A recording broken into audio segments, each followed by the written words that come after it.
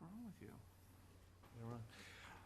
Welcome, everybody, to the Board of Selectmen meeting, Tuesday, June 4th, 6:30 PM, here in the McAuliffe Hearing Room. All selectmen are present. Start with public comment. Seeing none, we will move on to our scheduled appointments. First on the agenda was supposed to be a hearing for underground storage tank license application for the property owner at 13 Windermere Drive. That application, as I understand, is being withdrawn. Mr. Purple, do you have other additional information? Mr. Chairman, just a brief update. Had some, Ms. Esposito in the Selectmen's office had some conversations with the applicant this afternoon. There appears to have been the application, the first issue is that the abutters notices didn't go out until, I believe, yesterday. So there was not a proper notification of the abutters, a timely notification. So that was going to require that the hearing be tabled or opened and then continued until your next meeting. However, upon further review with the applicant, there are 3 tanks that were being sought in the application. My understanding is there's only 1. And at this point, we just kind of put a halt to the application and said the application is deficient. It needs to be resubmitted so that it can be corrected. And so that is what's happening. So this will be coming off the agenda tonight, and we will be bringing this forward again when it is corrected, when everyone has been fully noticed as required. Okay, thank you. Next, I'm going to go to Ms. Galligan, DPW Superintendent, amendments to the 2019 Transfer Station Rules and Regulations. And just as background for the board, I met a week or 2 ago with Mr. Hegarty, Ms. Galligan, and Mr. Purple. I think we have 2 new members since the last meeting. You may have been here as we discussed the rules and regulations previously. But we met and continued discussions about transitioning the sales of the stickers out of the town clerk's office back to DPW. Obviously, that was discussed at our board's last meeting, but the 4 of us discussed that in more detail, and it made a lot more sense to make that transition happen this year for a number of reasons that were discussed at the meeting. The modifications, as I understand, to the rules and regulations that are before us tonight incorporate those changes only, transitioning the sales to DPW, not at town clerk's office, and it's those editorial corrections.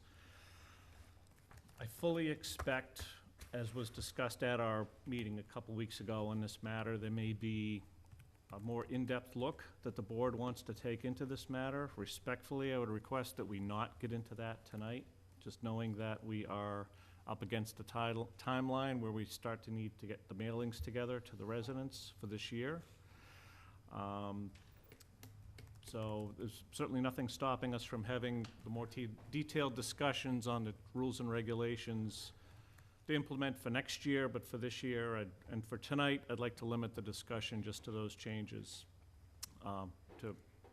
as I had discussed. And Ms. Galligan, I don't know if you have anything else that you want to add to that? No, not at all. Okay. Mr. Shea? Actually, Ms. Braccio first. Thank you. Just a quick question, Karen. I see Mr. Haggerty's here as well. 2 quick questions, actually. One is, it says under proving residency that you must have filled out the town census. Is the DPW going to have access to whether the census was filled out, seeing as you're going to be issuing the stickers, people that come in? City Hall Systems gets a download from them, from the clerk's office. But that we also will take a utility bill, because if something has changed, if they say, well, I haven't done it, but here's your utility bill, we'll take that, because that's what we used to take. Okay. And then just one other question regarding the registration. I'm sorry, regarding the utility bill. At one time, you took registrations as well. I know sometimes in the past when I've gone to get a sticker, I haven't had the utility bill with me, but your registration is in your car. So is that an option to be able to use a registration? Yes, actually, that's Okay. a good point. I'll add that, as long as it has a town address on it. Sorry. I got it. That's it. Thank you. Mr. Stivers? Yeah, I got a couple of typo kind of questions on the regulation thing. On first page, item B, it says permits are issued at the DPW. Are we not going to do the senior center that was discussed previously? At this point, it never said that the senior center had one. Okay. So, and that's something that Mr. Haggerty had offered to do again this year, and we just really haven't discussed it any further. It's a lot of work for the clerk's office to do that, and it's not something that the DPW could necessarily do. We can do it in our yard. To leave flexibility, we might think about changing that to issued at DPW or other locations as may be announced or something like that, to leave that open potentially. And then below that, item 2, it says there are 4 ways to I purchase. should say 3, I just saw that. Right, It should say be 3. And then on page 3, near the bottom, it says 2020 fine schedule. Should that say 2019-2020? Yes, yeah, because we were trying to clarify from now on that it's 19 to 20, because Right. we were having Yep, that before. okay. Yep. And then finally, I assume that with this sale process, you're going to be taking cash No, at DPW? no cash. Only credit cards? Credit cards checks? or checks, yes. Okay. We never would take cash before, so. With that, is there a requirement that staff taking that credit card or check information be bonded somehow? Or does that Not on the apply? credit cards and the checks, as far as I understand, but the cash would have been, Okay, and all right. that's why we don't take it. Thanks. My questions. Other questions?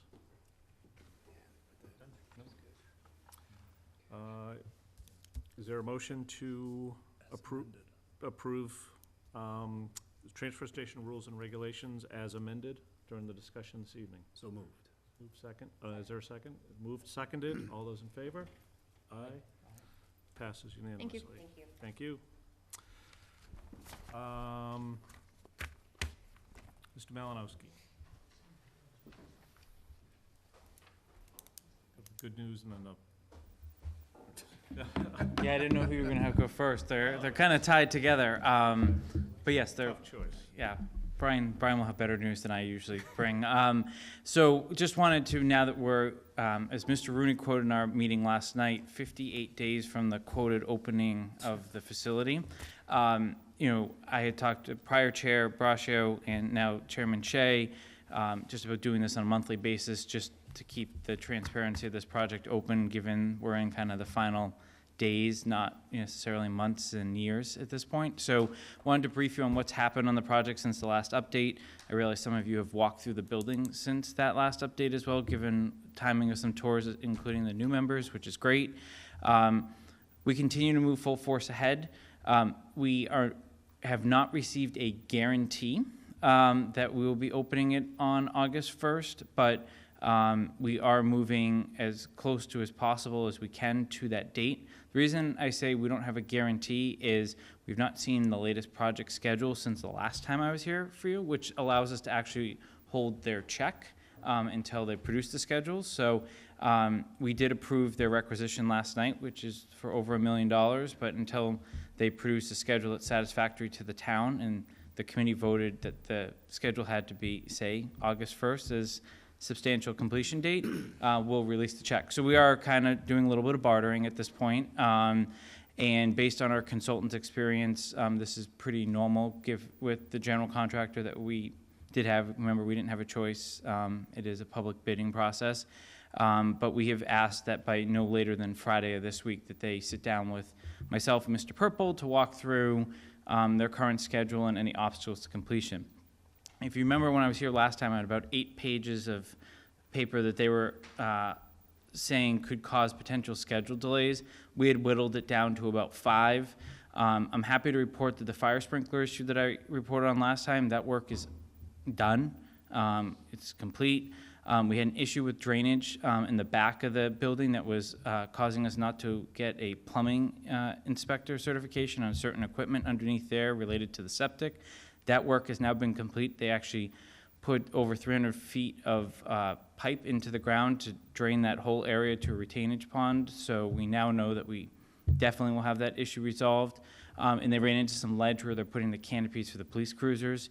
Again, we have started to issue kind of directives on a time and materials basis, because what was delaying a lot of these things was they would issue a price, our consultants would say, you're getting ripped off. So what we did is we've started to authorize a lot of these things on what we call time and materials as opposed to fixed fee. So now that our clerk that we're already paying to be there on a daily basis is supervising the work, most of the work, if actually all of it, has now come in under the quoted amount, to the tune of tens of thousands of dollars. So query why we weren't presented with this sooner, but both myself and Mr. Purple pushed for some of this because we never were going to get both sides to agree on the cost. So now everyone has been fairly compensated. The town has paid for exactly what it took to achieve, and the contractors have been paid their hourly rate, some of it at premium time, depending upon the work that was authorized. So I'm happy to report that all those issues have now been rectified. So we're not anticipating anything new causing delays, although we've been warned not to be overly optimistic.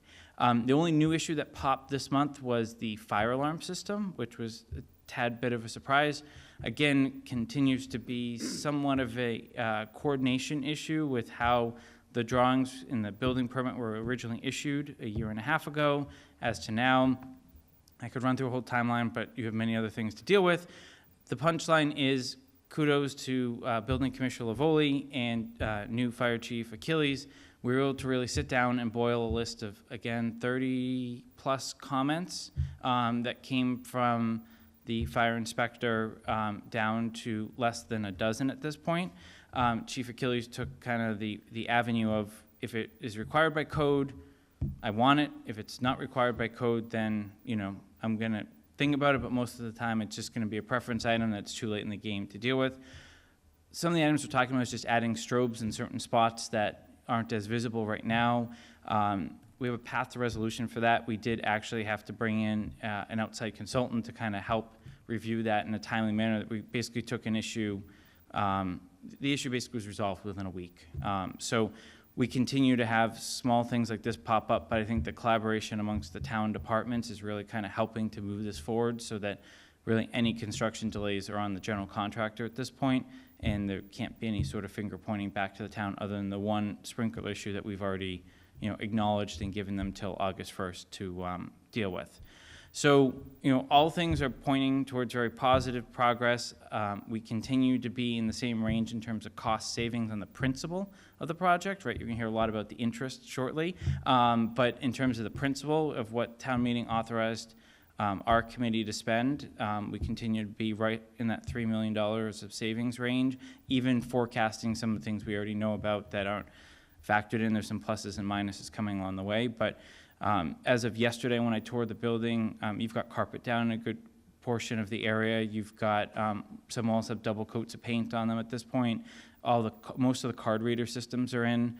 Like I said, the last meeting, they're operating out of this building right now. The permanent power is coming into the building probably this week, maybe next week. So it's a real building at this point, and it's exciting to see. So that's really the update. I don't know if there's any specific questions. I've sent you our kind of monthly progress report that you're all pretty used to seeing. But that's really, you know, kind of the construction update, and I have, you know, one item after that for you, but I'll just pause there. No, thank you very much. I guess the only question I have, and it may be an unfair question for you, and feel free to say so in your answer, but so you've been very, you know, forthright about, you know, the anticipated date for occupancy of the building. Obviously, each of the chiefs need to develop coordination plans for their, to be able to move their staff and all their functions over. Have the chiefs involved you in discussions of those, or have they started that work, do you know? I know they're starting it, so there's no definitive plan because they have to know what date to work from. Yeah. But they're going to start, it's all been premised on August 1st, and naturally we'll just take a calendar and move it back or move it forward, depending on how sign-offs occurred in terms of, you know, ultimately it's once the building commissioner signs the certificate of occupancy, and it will be a temporary one because we won't have the landscaping one done, so we won't have hit all the planning board requirements until the fall. That's really will start the clock ticking. So there's a lot of discussion, but it's also tied to when the furniture gets delivered. So for example, the furniture company has all the stuff, they're ready to deliver it. They can't deliver it yet, so there is discussion. I think we fully anticipate dispatch to be the first thing that's ready, then the police side of the building, and then we think the last thing that's gonna go into this building is this kitchen sink on the firefighter side. So I hope we don't have to get into a situation we have to kind of divide up the building in terms of who can go in, first from an occupancy perspective, but I do think in general, it's gonna probably move in that sort of order. But the chiefs are obviously attending weekly meetings, and one of the things that's talked about is moving coordination at this point. Thank you. Just one piece. So just to that issue, at each of the weekly construction meetings, we have something that's an ongoing item on the agenda that we go through for coordination. And we talk about the things that Jason talked about, but also, the coordination with the vendors, with Motorola bringing in the radio systems for both departments, the coordination of E911 being able to come in and get everything set up and when that cutover happens. So all those discussions are going on. I know the chiefs have also talked about going through the existing building and finding out the things that don't need to travel with them to the new building, and how they're gonna be going through some of that stuff. If there's confidential things, getting a shred company to come in and take care of those items if they can be properly disposed of. So, those conversations are happening. I don't think Jason's involved with all of those discussions, but we do have those on a weekly basis at the construction meetings to make sure that everyone's on the same page. And I wouldn't expect our committee to be involved unless there's an issue. I mean, that we've trying to, anything operationally, the chiefs have to figure that with the department, and we're there to help them facilitate along the way if they need anything. But they've got a lot of professionals that are at their fingertips too that should know how to do this seamlessly. Very good, thank you. Other questions, comments? Mr. Sounds like Kalenda. all Oh, very I'm good. sorry. Just, I don't have any, but it all sounds like terrific news. I'm quite impressed by the amount of time you guys are putting in on this and the results you're getting. Thanks. Mr. Kalenda. Mr. Malinowski. Clement. Greetings, sir. Signage. Yes. When do you expect signage to be up? And one of the reasons I'm asking is because we have additional signage coming for the access road to the golf course for John Wilson Drive. Yes. And I'd like to see that, a dedication of that, close in time to when, and I also want to make sure that that access road is presentable. So the access road is pretty much done, because remember, that will not be paved. The access road on up to the golf course, that stays as crushed stone. The pavement ends pretty close to that.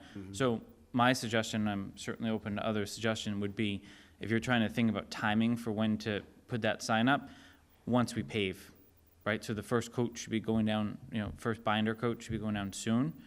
You can then decide, we can kind of let you know when the second one's going down. And once you have a nice paved access road going up there, that would probably be to the point where it goes to crushed stone, that would probably be the time to go in there. Okay, so it won't be long. So, Mr. Purple, can you give us an update on where that signage?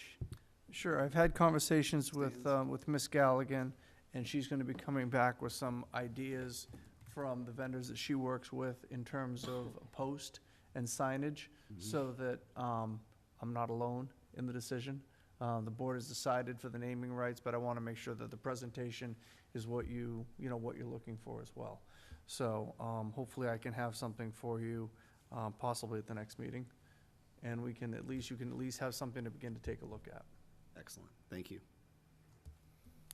So, I don't know if there's any other construction-related questions? No. So then, two, I'll call it more administrative, but things just the public should know is, Mr. Purple and myself have been working very closely with Superintendent Johnson and the incoming superintendent as well for, this building will obviously be open, at the same time school opens this year. That's the goal, and they won't have been there very long. So we are coordinating fencing to really separate the two properties. It wasn't envisioned fully to have a full fence, but after we walked the site, there really was no sort of other alternatives. So what our committee is also going to be doing, working with the school community, is making sure that everyone understands how the new neighborhood, so to say, is going to work, and everyone understands the new access plan to the school, because traffic will be flowing in multiple different directions, as you remember.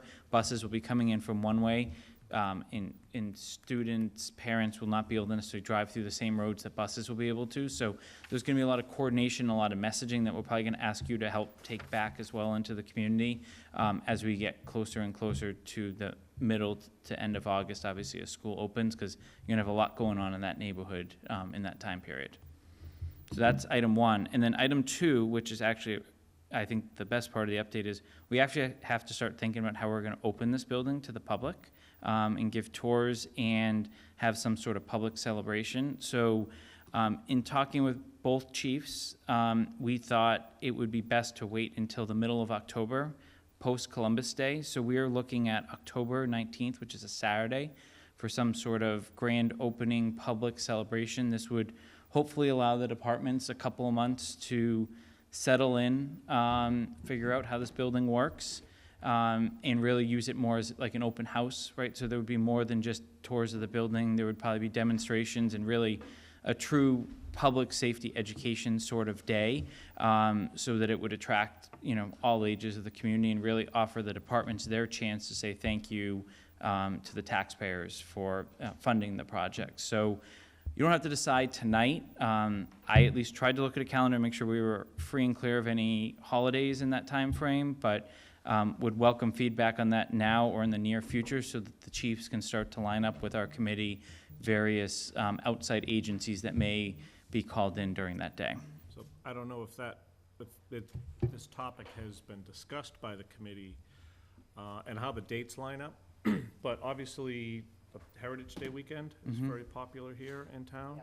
And if it could be that weekend, I think that might be a weekend where you'd actually get great turnout, so. So doing it Heritage Day itself was discussed and quickly kind of nixed. We can certainly go back and talk about it with the chiefs. I mean, you certainly have access issues because you're gonna have all the traffic up here, right? And then while you do have a walkway, right, that you could probably put an officer at, you're gonna have a lot of people traveling on the back side of the Woodward property and then down. It's not gonna be the natural way you want people accessing the site now or into the future. So coupling the two together, and you also have to think about the strain on public safety resources, right? That's already a strain, and I'll let the chiefs make their own decision on this, but my own 2 cents as a resident is you're gonna be putting a lot of strain on the actual operations. God forbid there's an emergency in town, and we can obviously rely on mutual aid to some extent, but you would be taking away from what the town has done for that building by kind of combining it with another event. Now, you could do it the same weekend. That was my thought. Okay, more. I'm So just- the 19th, is that a Saturday? It's a Saturday after Heritage Day. I was thinking the Saturday of Heritage Day Yeah. weekend, just to, If I may. yes. So Jason, typically on Heritage Day, the fire station has things going on, events anyway. I guess I'm kind of confused why that wouldn't tie into some of the events that currently go on. The kids get to go and sit on the fire trucks and they kind of do, things along those lines. I think last year they had some type of first aid thing for kids. I could be wrong, but I thought they did. Typically, there's some type of event there at like noontime. But they have an open house, which is, that's actually Fire Prevention Week too, which it's pretty standard for. Right. It just happens to line up nicely with a town event. Can you just check with the chiefs again? I mean, Yeah. it just makes sense if they're already planning to do something there and people are already going to be there, it might be So an you're opportunity. advocating for Heritage Day itself? Just asking. I'm not Okay. advocating. I'm Okay. just asking where they already have events going on, if This it's, should hopefully be, as one resident speaking, I think this should be a different sort of event than what typically happens year to year. As someone that has hosted fire department open houses before. okay, fair enough. My 2 cents on that, if it's not gonna be Heritage Day, I would do it 2 weeks after, or at least think about doing it 2 weeks after rather than the week after. Because Heritage Day is a big is a big deal. Yeah. Draws a lot of people out. I think it might give a chance for folks to catch their breath and then have another big event. Anyway, that's just, That's why I'm here, because, all right, so options I've heard thus far, Saturday of Heritage Day weekend, Heritage Day itself, and then 2 Saturdays after, and then we also have in consideration the Saturday after that our committee and the chiefs had kind of brought forward. yeah, we like everything but your idea. We had to disagree with you at some point. Yep, that's fine. That's right. And of all the things to We disagree on. candidly just went for the first weekend after Heritage Day. That was the logic. Yep, okay. Any other points, discussion, topics? Okay. I guess to the extent that any of you have ideas of what you would like to see as kind of the executive body in town at that event, certainly feel free to send them to me or either of the chiefs, and we'll find a way to try to make it happen. If I can just add one other thing, Mr. Yes. Shea. Kind of in line with what Mr. Healy said, the fire department also does their Halloween parade, and again, you have a good number of people at that time, so that may play into a later date as well, but I guess it's kind of up to the department and kind of the chief's thoughts to, before a final date is decided, but just, it does play into that as well. My point is just where you're gonna have the most optimal amount of people, and Heritage Day seems to make sense, and as Mr. Shea said, even that weekend, even that Saturday, people tend to be in town, so I don't know if that was helpful, but it's just another option. It's thoughts. Certainly not going to appease everyone, but I think No, there's thoughts to, and look, it's a public building, right? So if people can't make it to the, I'll call it the grand event, any firehouse, is usually open, and police have a little bit different in terms of security concerns, but, I'm sure these professionals are going to make themselves available to kind of show off their new stuff. Thank you. Thank you very much. Thanks. Have a good night. Appreciate the update. Mr. Ballantyne.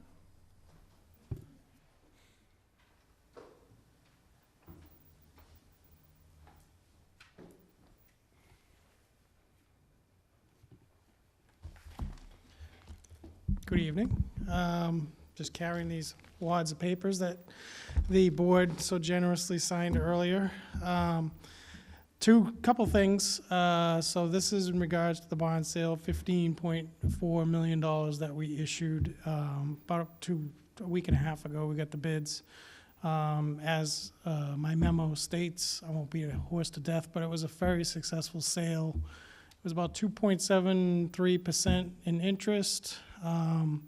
25 years for the public, 25 years for the public safety building and various smaller terms for some of those smaller projects that we did. As you know, we had some recreation loans and other water main loans that we also put in with this bond sale. So this sale now cleans up basically the town's authorizations, with the exception of the Community Preservation Library project, which was just recently passed at town meeting. So you'll be seeing that project as it gets approval and starts getting worked on probably over the summer sometime. You'll start seeing some paperwork for that. But other than that, we are done.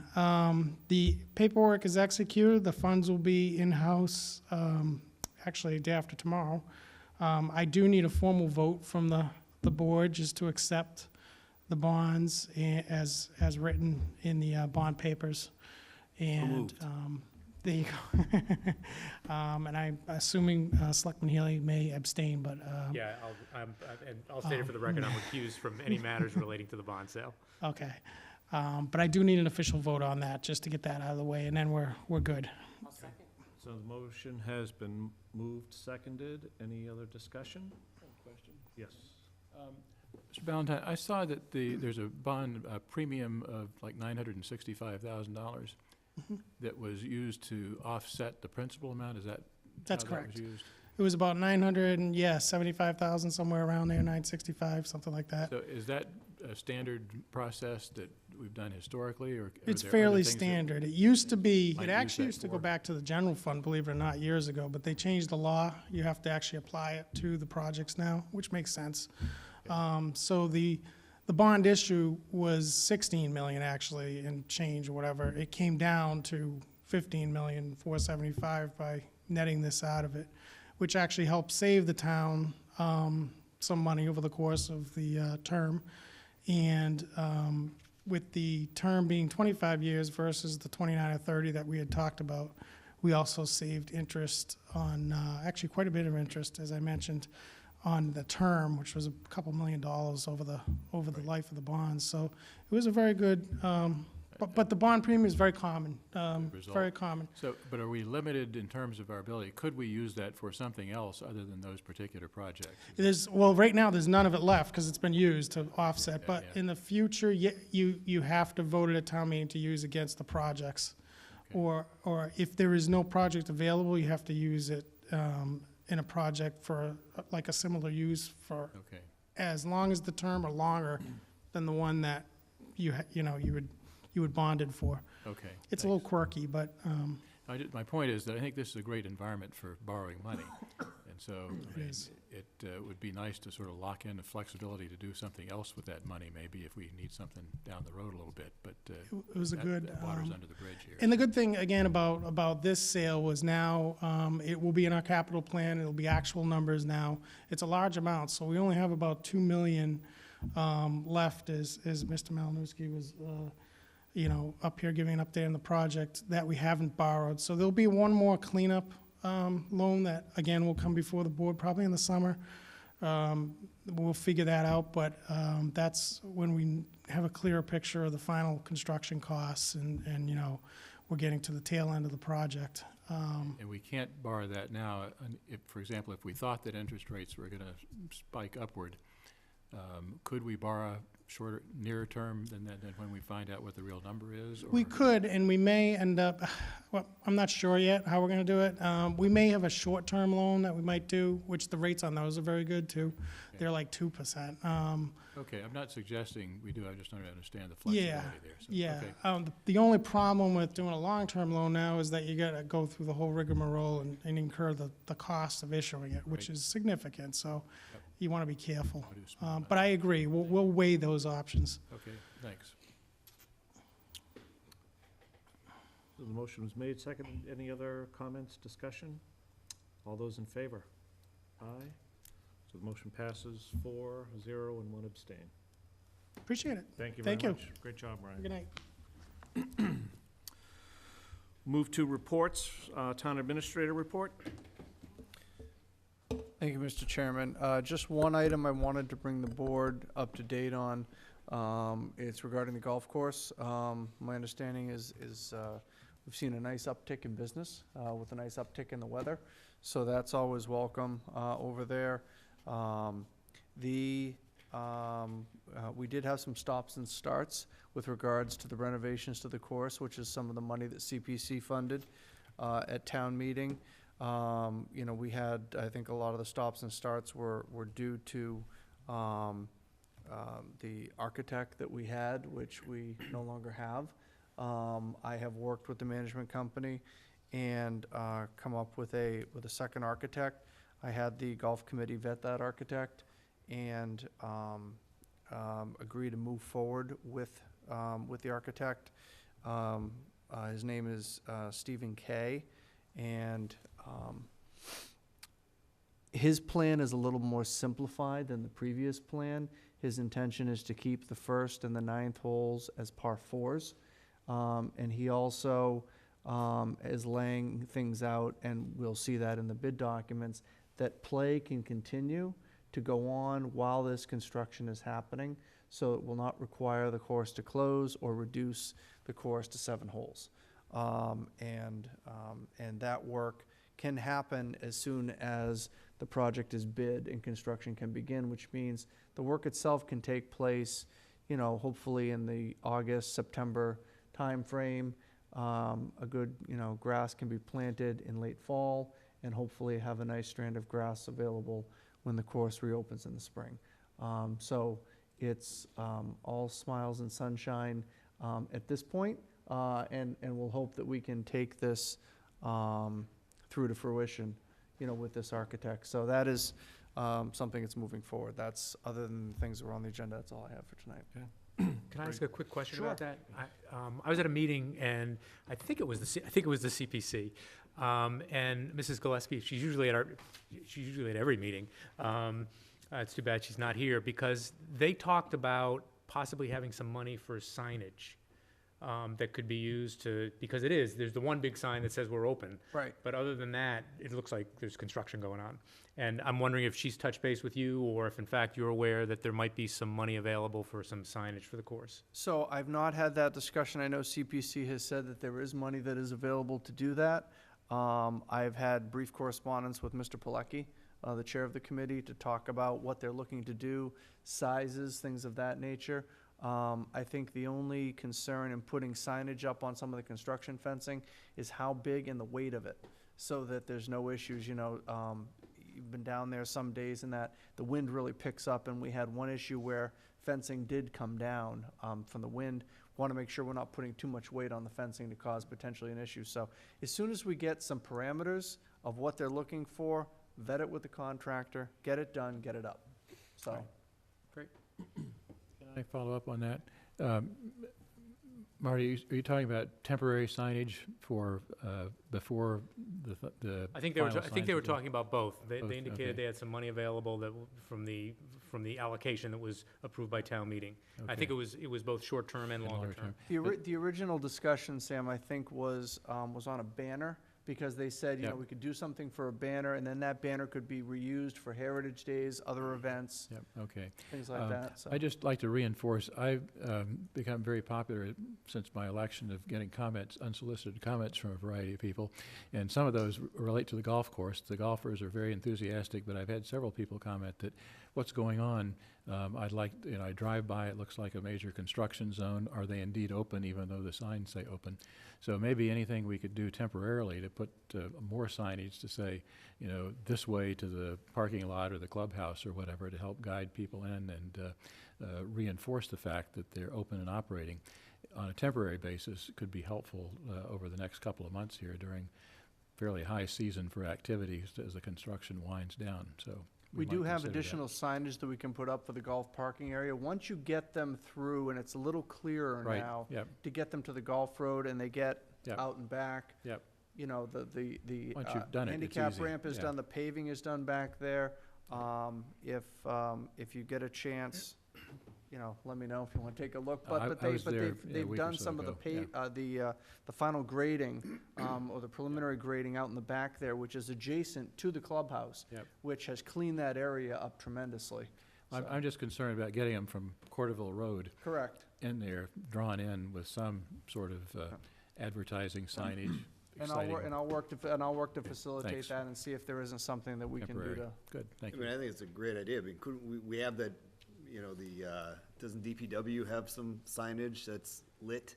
You have the You know, director here and you're, Yeah, I know. Well, I think, Yeah, Mr. no, Stevens brought it up. It's a good idea. There's gotta be a way to do it. it's not a bad idea, and to the extent we have the signboard available, we can put the signboard down a little bit further on Corderville, probably as you're coming from the Route 9 end, that, that the course is open, or do something along those lines and see if we can make use of them. Thank you. Under Chairman's reports, just two quick things. First, I would just like to recognize the community as a whole for the participation that they showed at Memorial Day recently.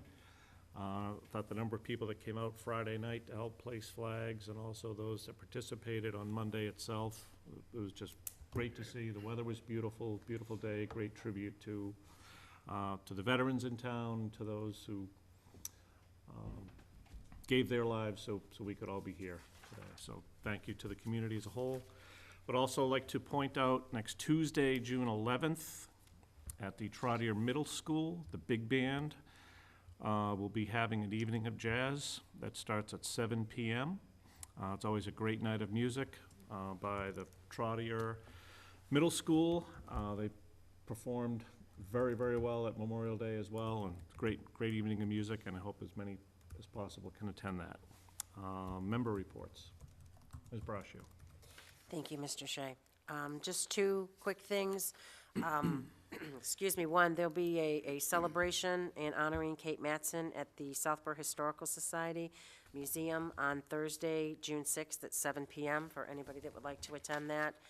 And secondly, you may have seen around town, there's going to be a summer food drive to benefit the food pantry at the Senior Center, Saturday, June 8th, from 8 to 4, with the postal collection that they do in May didn't turn out as well this year. I don't know if it wasn't advertised as well. So the numbers are definitely down going into summer, and there's probably more families now in use of the food pantry. So if anyone would like to go through their cupboards or donate anything, it would be greatly appreciated. I know there's flyers around town Again, we'll be at the Senior Center Saturday from 8 to 4, and hopefully, once again, Southborough will wrap their arms around the food pantry and those in need. Thank you. Mr. Kalenda. Just to quickly follow up on your comments, Mr. Shea, regarding a wonderful Memorial Day event. It was probably one of the best I've seen in terms of attendance. Yes, it was a gorgeous day, but I'd like to think our residents will come out, rain or shine. Your veterans always will for those events, and it was just tremendous. We did have a couple of World War II veterans in our ranks, which was great to see. Obviously, on Thursday, June 6th, is the 75th anniversary of D-Day. I did have the opportunity not long ago to go to Normandy and Omaha Beach, and just an incredible experience, one that I will never forget, incredibly moving, and would encourage any residents who are able to put that on their list of places to go. And again, just great comments about Memorial Day, and thank you for bringing that up, and thank you to all our residents for coming out and supporting those who gave their lives in defense of our country. Thank you. Mr. Stivers. Thank you. Just following up on my earlier comment, I continue to get a long list of comments, questions from a variety of members of the public. And I'm in the process of sort of collecting those, and I would hope, and I've spoken to Mr. Shea about the possibility of having a strategic planning discussion some point during the summer months here. And I would certainly hope we have that as a way to get some of these both longer term as well as shorter term issues that I hope will be of interest for the board to discuss and try to figure out what we want to do about a variety of things. So, No, definitely, and we've certainly had those planning meetings in the past. I think it's important to have those. It's actually one of the things I was going to touch upon as part of the consent agenda with the dates that we had listed for our regular meetings, but if Mr. Purple could start to poll the group on when people are going to be away on vacations, when people will be around, what dates might work, so we can start to key in on a planning date that may be agreeable for everybody to meet. I think it's important to talk about goals, objectives as a group. I think it's important to set a manageable number of goals, so as not to go shoot too widely and set ourselves up to fail. But we've, I think, in the past, narrowed in on a consensus group of objectives that we've all supported and worked hard towards implementing. good, thank you. Mr. Cole. Yeah, and I think it's one of the benefits of having new members on our board. You get new ideas, and you get new input. And I know that we normally have one meeting, or summer meetings are usually once a month, not Correct. two Correct. or three. But there's definitely opportunity, I think, to have meetings, at least of a subset of us, if for ideas like Mr. Stivers is talking about. In the event that we end up having that, you'll set the agenda, but in the event that we end up having that one meeting a month in the summer. Okay. Two things very quickly. Number one, I was able to go to the Southborough Scholarship affair last week, and anytime you spend with first of all, young people, but young motivated people. It was going to some terrific schools, very, one St. Mark's student and a number from Algonquin, very impressive group. So I was glad I had the chance. And the second is, I'm not sure if anybody can match Jamie Clark in terms of promotion, but I will second that a trip over to Tardia to hear his big band is well worth it. Yep. Very good. Move on to consent agenda. I'm going to request that we table item G, approval of fire CBA, effective July 1st, 2019, until the next meeting. Are there any other agenda items members would like to hold? I had one small typo on the minutes, one of the minutes that I passed along to our secretary. Not substantive, but small typo. Under item A? Under item A, yeah. Okay. I think it was the May 21st, was it? Yeah, just the MACC instead of MAAC in the Conservation Commission appointment. Okay. So, Is H, the executive session meeting minutes, when were those provided? Those were sent out. Those were sent out 2 right weeks after ago? the last meeting. I plan to recuse on the executive session minutes because I did not attend, even though technically I think I could participate, but, Yeah, I'm not gonna vote on the May 7th either, since I wasn't a selectman at the time. So Ms. Brascio, Mr. Kalenda, do you want to I'm table actually those looking for till the them. next I meeting? wouldn't mind doing them now, I just am Yeah. looking for them. What, Looking for you, them as well. did it come from you, Mr. Purple, It someone did. else? Yeah, 523, Mr. Clinton. All right, then. There you go. Oh, I did read through this. Okay. Okay, that's fine.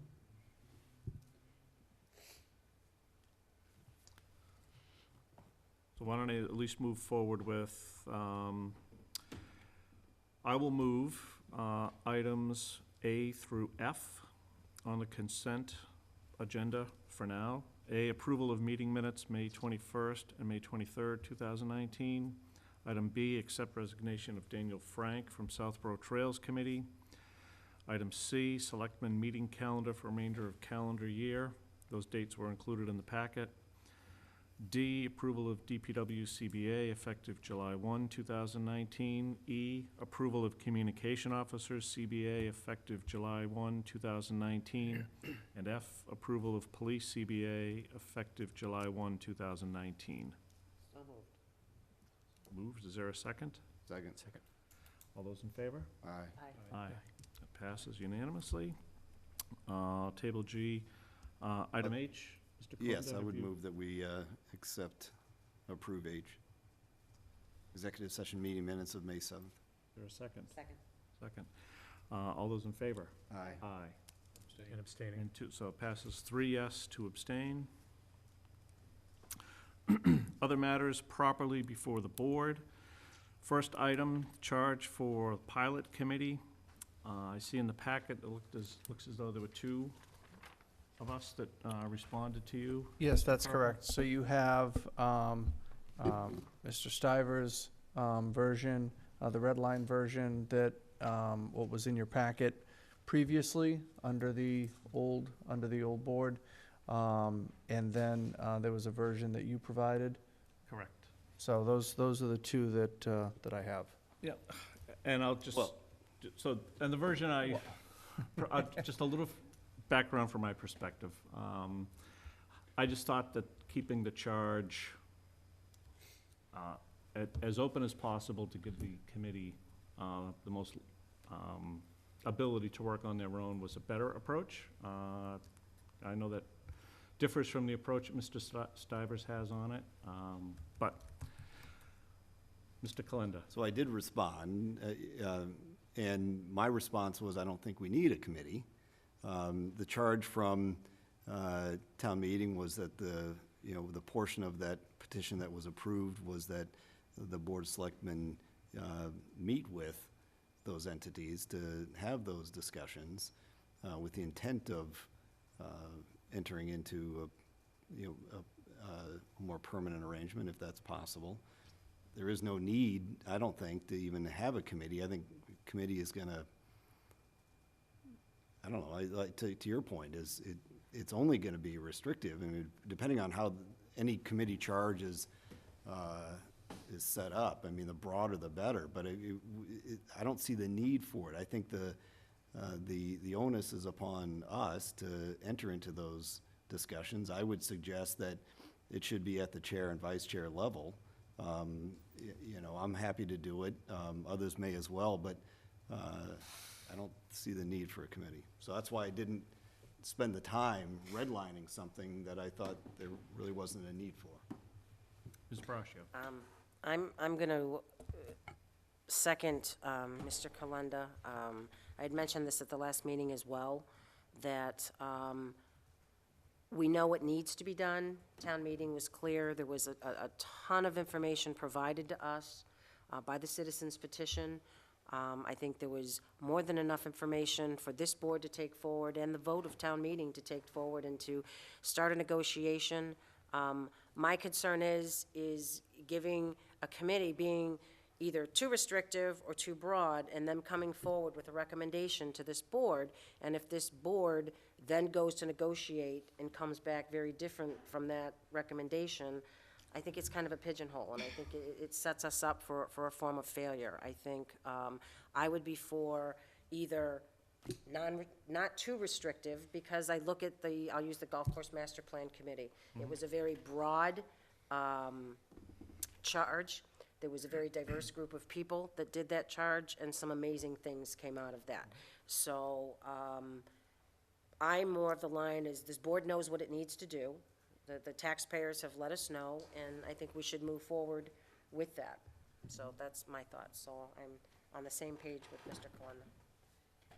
Mr. Stivers. I don't disagree with that. I guess my main interest is getting the right story and background and presentation, if you will, for those discussions. And I think a committee could do it, but frankly, a subgroup of the Board of Selectmen could do the same thing. So, again, I'm not compelled to have a committee, particularly as long as we got a message that I think has a good chance of being successful. So I'm, again, not pushing for a committee per se. I'm always of two minds about things. I know. I mean, on the one hand, I don't think there's any doubt that a subcommittee of the Board of Selectmen, particularly given the information they got from town meeting, could certainly, carry out that charge and have the discussions with folks from the various nonprofits. I think I mentioned this last time. I looked at some of the work that some other cities and towns did dealing with this, grappling with the same issue. And there were some very detailed, very impressive packages that were put together. Now, it's the same sort of information, Ms. Brascio, you're talking about that was put together for purposes of town meeting, but it was done with a particular, for town meeting this year, that there wasn't a particular charge to do an evaluation. I actually liked the word you came up with, that evaluate, rather than give specifics about what a committee should do. I think there would be some value, and I think it would have it'd be twofold value. Number one, clearly there are people in town who have done an incredible amount of work on this, and they are. They feel invested in it, and if we feel, on the one hand, that investment has been communicated, and we can carry it to discussions with the nonprofits, that's great. By the same token, getting the investment and the buy-in from a group representing the town other than the elected officials, I think has real value as well. That's number one. And number two, as I said, the package that I saw, the one that really impressed me was Andover. Chelmsford actually did a pretty good job as well. And it also focuses the mind a little bit in terms of exactly what we want the town's message to be. Because, I was affected by what Mr. Kalenda said last time, which is, we have, nonprofits that contribute an awful lot to this community. And that can't be forgotten. I mean, this isn't just a we want some money approach. We really have to recognize the value. And I think putting together some sort of product like that, so twofold. Number one, having the reinforcement that this is what the town really feels and it's important to the town. And number two, focusing the mind and having a package that even we would share, I would think, with the nonprofits about how we came to this conclusion. I think both of those things would have value. Are you then volunteering to be part of that subcommittee? Mr. Vice Chairman? I often forget to take a step backwards. Yeah. So I do agree with the comment that you brought up, though, that I think reaching out to and including a group other than just, two elected board members, I think is gonna, as things are eventually reported back to the town on this, I think it's going to, carry a more effective message. If it does include some citizen volunteers, if it does include advisory committee representation as well, besides just this, the two members of this board, so. If I may. Please. I do appreciate that as well, and I have gone back and forth a lot on this, but for me, again, I look at town meeting told us what they wanted us to do. They wanted to start discussion. So if we create a pilot committee, how much further are we going to go down the road before we actually start that discussion with St. Mark's and Fay? And I do agree also that there's value in having citizens' input. And I think we heard a lot of citizens' input at town meeting. I think Mrs. Fiore has done a ton of work and provided us some amazing information that we should be able to take forward. Having a pilot subcommittee at this point, it's going to be looking at the information that they've already worked hard to compile, to give to us, and I don't know that we need that much more information than has been provided. Of course, I'm always open for public input on things, but I just think at this, we have the information that we need, so. I mean, I agree. I don't know that how much more information that we're gonna need or get. I do think that having, again, I think these discussions should be very collaborative discussions with our nonprofits. I do think they should be at the chair and vice chair level. I think that if you wanted to do that and were amenable to doing that, you have the information available. You also could then report back to us and receive feedback from residents as to, here's what you may go to these entities and they may say, no, thank you. We're fine. We don't, as we discussed last time, we don't legally owe the town of Southborough 1 penny in taxes. So, why should we enter into an agreement, to pay X amount that really is, a good lawyer for them is gonna say, what are you doing? You're entering into an arrangement to pay taxes when you have no legal obligation to do so? I know that there was discussion at town meeting about, taking away if you don't do this, then we're gonna take away your protections under the Dover Amendment.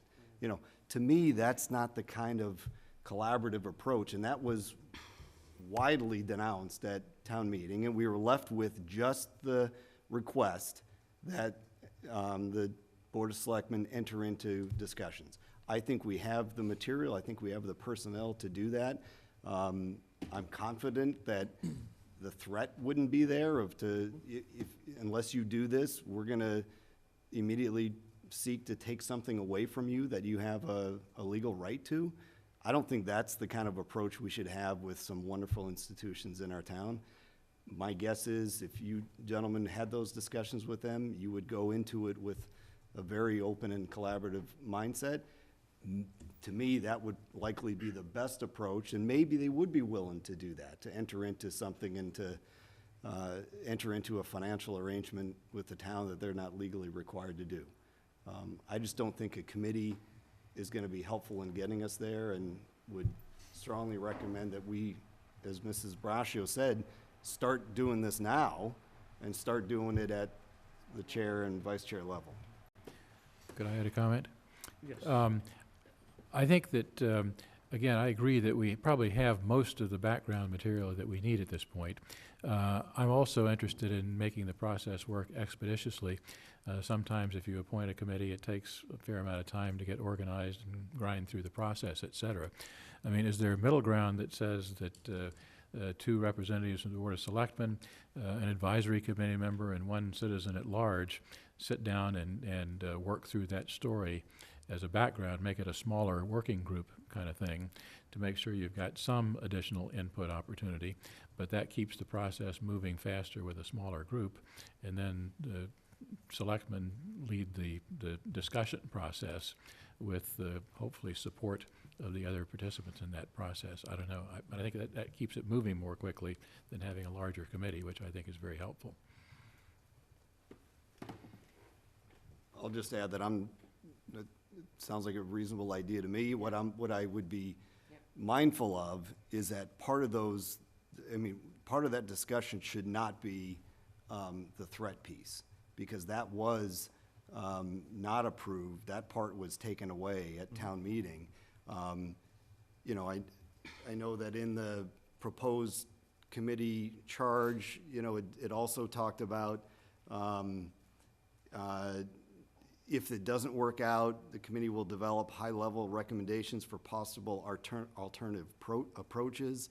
If the discussions are not successful, that's pretty broad, and that also could be seen as a threat to someone who, you know, what are you gonna take away? What do you mean? What alternative approaches? This would be a public document if we did it. You know, what alternative approaches are you talking about, town of Southborough, that we've been, you know, partners with for, you know, a century? So Yeah. I just think we got, if we choose members of committees or the public to participate in that, I'd just be very mindful of the actual petition that passed, which did not include Yep, the threat. Understood. So I guess my question, administrative in nature, if we do adopt this approach as suggested by Mr. Stivers, does that, where we are, you know, seeking an advisory committee member, potentially a citizen at large, does that force us into a position where we have to have a charge? And do we have to, you know, set a chair of that group, and how do we deal with open meeting law and all that? If you're gonna set up a committee, then the clerk's office is gonna require that you establish a charge for the committee.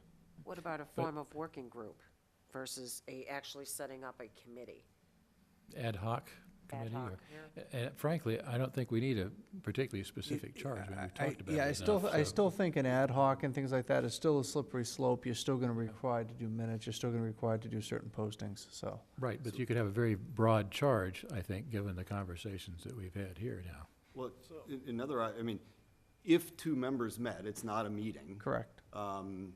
But you could also state when you're gonna meet, and if you're gonna meet here at Town Hall or wherever it's gonna be, and invite whomever might like to come. I can't imagine the So- room is gonna fill to overflowing. Two members of this board is not a meeting. That's right. So So, it- and it- you could have, you If- can if invite this- whomever, you can invite anyone from any Right, board so or it- commission and any member of the public So if who may like to come and, So if the board identified two members that you wanted to begin discussions with the nonprofits and have informal discussions about opening the door on pilot agreements or things of that nature, you could do that. Except the rest of us couldn't join that conversation. that's right. That's we would correct. So get from that upset, so. perspective, I guess I'm leaning more towards the way that I thought we were, or maybe the recommendation Mr. Kalender and Ms. Braccio had initially, is have Mr. Healy and I start the process. Certainly, as this evolves, as we continue to get into this, if we feel the need to expand the group and to reach out to others, we can certainly report back to the board at that time, and we can, you know, further consider whether a more formal charge with other membership would need to occur. Yeah, Need a that's motion with actually, that? well, and I was just gonna say that's similar to my thoughts, and obviously, I'm assuming that if, it's interesting that the two people who are advocating for a committee with a chair and the vice chair. But the, Two minds. but obviously, there'd be if Mr. Shea and I met with representatives of the nonprofits and we came back with a message that we actually think that, in fact, a committee would make sense for various reasons. There's obviously no reason we couldn't do that, Correct. so. and I- It gets the process moving. Yeah, Just want to get it quicker, started. and Yep. So, okay. all right. So, Ms. Fiore, I think I know which way the board's going, but I know you've been So there you're for a while, saying so- no committee, no citizen involvement? Is that it? At this time, that's the way I'm seeing the consensus of the I board think that's develop. totally disingenuous to the concept. I also want to bring up the point of your last meeting, where Mr. Kalenda said in the notes of the meeting, and I quote, "He reminded the board of a citizen's petition that was defeated at town meeting, which required Southborough nonprofits to enter into a pilot agreement, and if they refused, they would be stripped of their nonprofit status." That is not at all what Article 35 was about, and Article 35 passed. It was not defeated.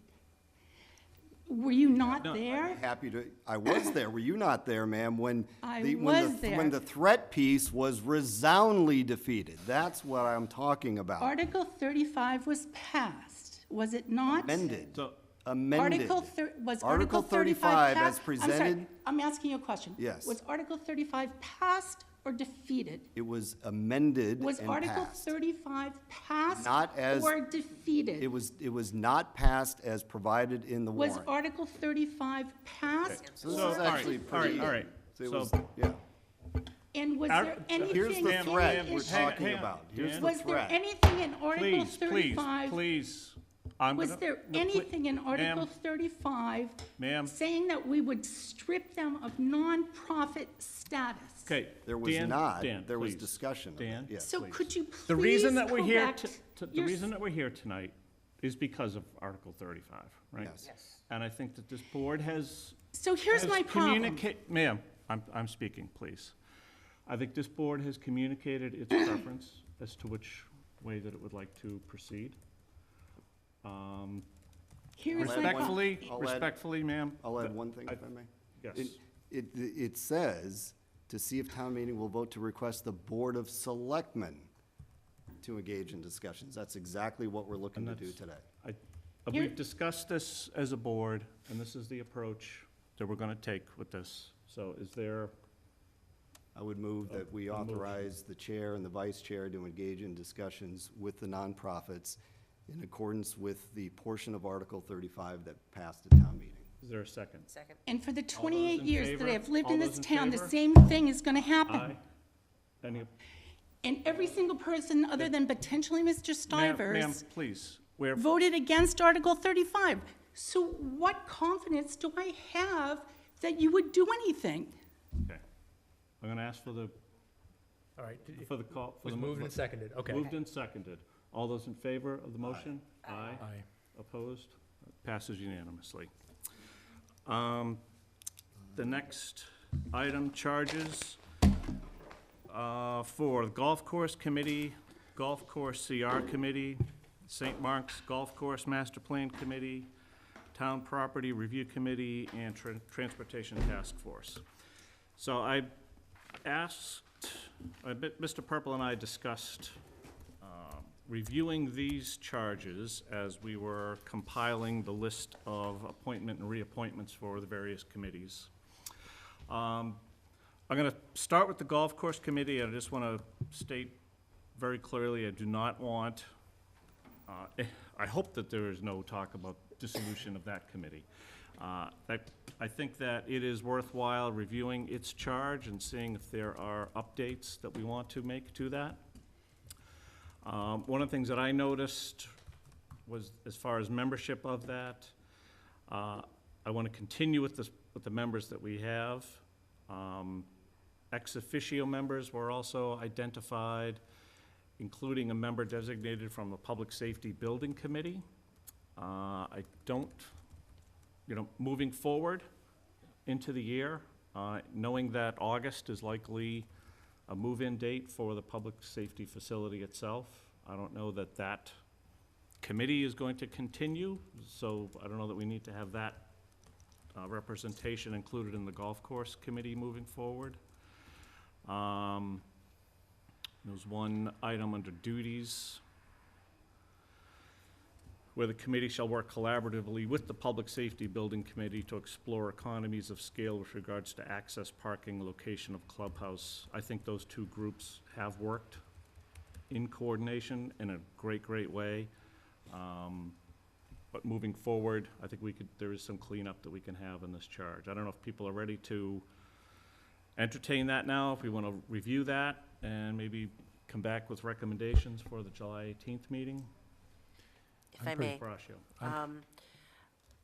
I agree that this was an evolving charge when we originally created it, and now that we're moving towards the end of the public safety building and the renovations going on with the golf course, I think for me, the charge should include some more long-range thinking of, once the golf course is done, and if this group has worked well, then we should probably be thinking about what our vision for them is at that time.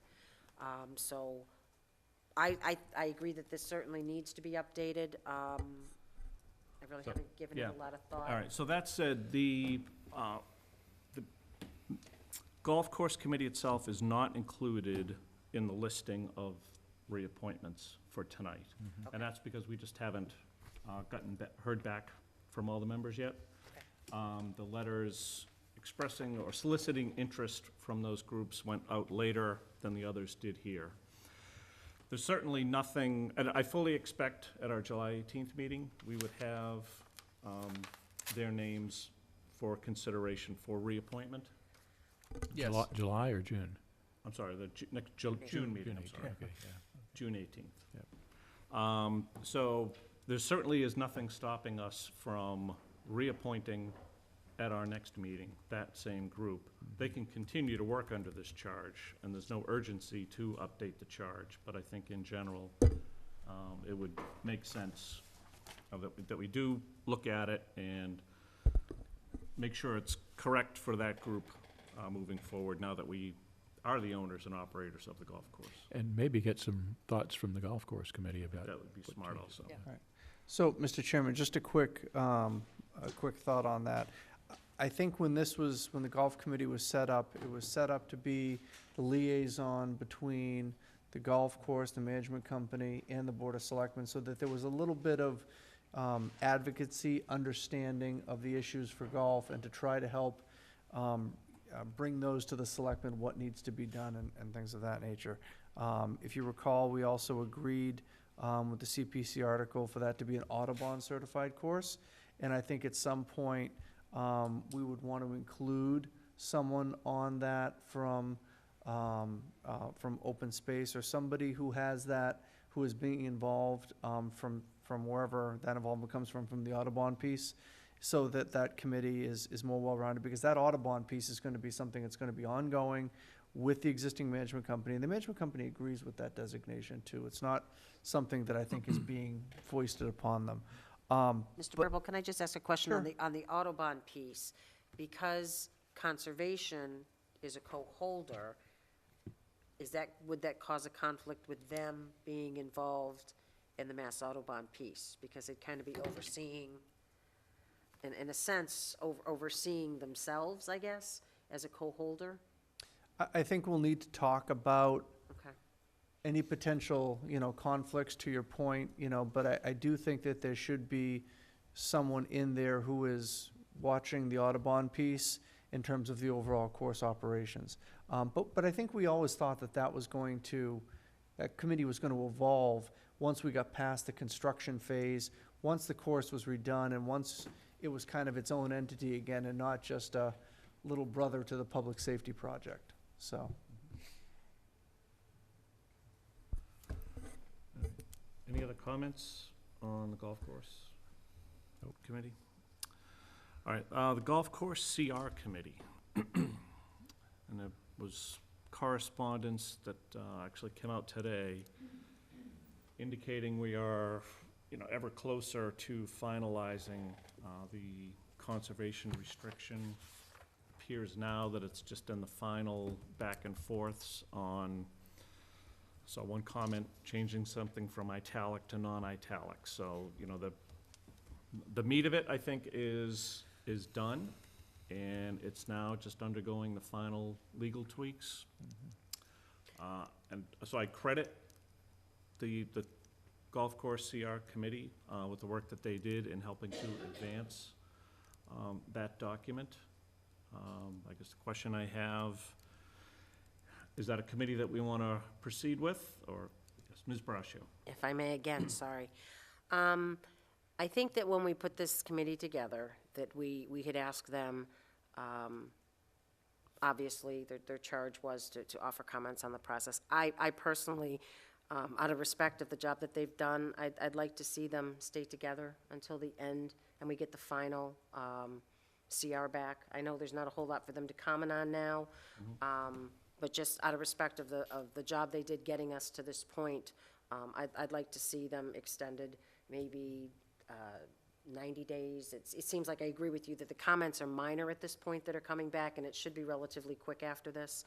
I would just like to see them stay together until it's done, so they could kind of revel in the good work that they had the opportunity and we asked them to do. Could we Mr. could we make the term for a year or until the conservation restriction is completed? So the committee right now is in existence until June 30.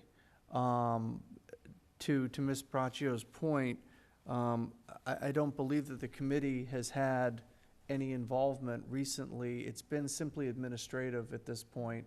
The comments have become more limited. They've come back from EEA, from their legal review. Just today, things came, they went to staff, they went to Melissa Danz, the conservation agent, they went to Aldo. Luke Leger answered some of the questions that they had.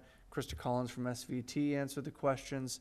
I think that information is going to go back to EEA, and if there's no further issues, I don't think there's any further review, and the next thing you see will be a final document. Agreed, then it's easy enough to put this off or to extend it.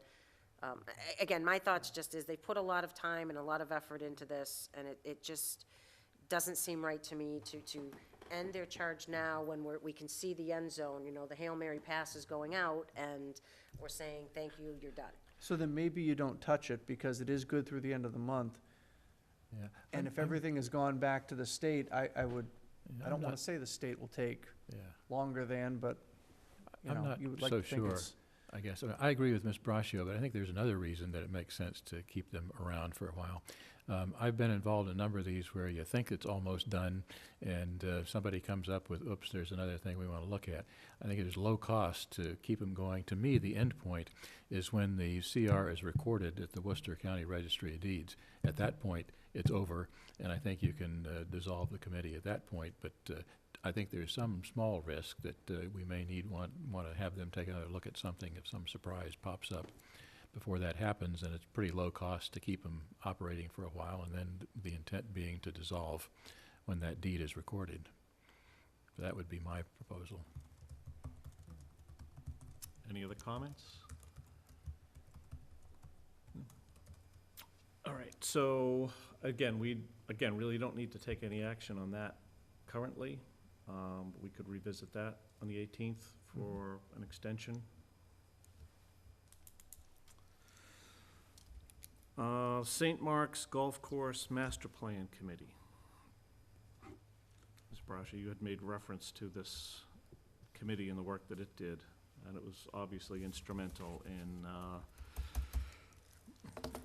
the whole time frame where the town was able to acquire the golf course parcel in great part because of the plan that was put in place for the master planning of the remainder of the golf course parcel, so. If I may just add something, I know Mr. Stivers served on that committee as well. It was one of the finest committees I've ever worked on in this town, to have such a diverse group of people come together and reach such a wonderful consensus, but not just a consensus, to have some really great ideas come out of the meeting. The potential future down the road someday of maybe Woodward becoming a municipal facility for the town, to be able to house, you know, recreation and the seniors, and I just think a lot of great things came out of it, and I'm very thankful, because I believe Mr. Shea and Mr. Kalenda both were on the board at that time, and I thank you for giving me the opportunity to serve on that, because I'll tell you that stands out to me as truly was a master of a committee. It was something really special, so I just want to say thank you for that. Maybe tied with the Main Street Working Group. Oh, there you go, there you go. But again, I think it was a wonderful committee, and I think amazing things came out of it, and But no reason to no reason not to dissolve it, continue yeah. it, no. Hopefully it's all done. Yeah, I think so at this point, Mr. Stivers. So with that, should we take a vote to officially dissolve that? Or, why don't we discuss the next two as well? Because I think that's, Just generally, how does that work? If it's got an expiration date and we don't do anything, does it just extinguish on its own and, Yes, okay. yeah. So we don't have to do anything affirmative? So you don't, so back to the CR committee, if you decided that, at the next meeting, you feel that everything is going to be taken care of and everything, you can let that expire with its natural expiration date. But I think you will need to indicate, you know, that we should be informing the clerk's office that that is not gonna be renewed, because otherwise that will just sit up there unpopulated on the website. And part of the reason for adding these is so that they don't sit unpopulated on the town clerk's Correct. website. So with Correct. respect to the St. Mark's Golf Course Master Plan Committee, is there action that we should take so that it doesn't sit? Doesn't hurt to vote to dissolve it, does it? Yeah, I mean, the committee has completed its work. Again, it was a great committee. I think it helped to shape the discussion, so, I think And their if I may charges- add, 3 selectmen came off Completed. that committee. Yeah. You guys are never gonna fit through the door if we continue to have these. Just to add discussions. that. The town property, if I jump in? Please. The Town Property Review Committee, if you recall, this was set up at the same time as, I believe, the discussion specifically about Fayville, the committee to do Fayville. And then this Town Property Review Committee was set up. We did a charge, we set it up, and it was never populated.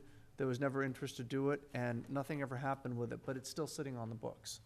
And I'd comment that, in fact, the Public Works Planning Board, I view as fairly underutilized, and in fact, could take on these kinds of issues if the selectmen want advice on town properties. And I think there's some interesting things that might be done in that direction. So I think there's a mechanism to do this, and I don't see any reason to keep this committee on the books. All right. Do you want to touch on the Transportation Task Force Uh, as well? My understanding is, I believe that that committee is no longer functioning and, is kind of outlived, I think, what it was set up to do. My understanding is that it's been asked to dissolve it.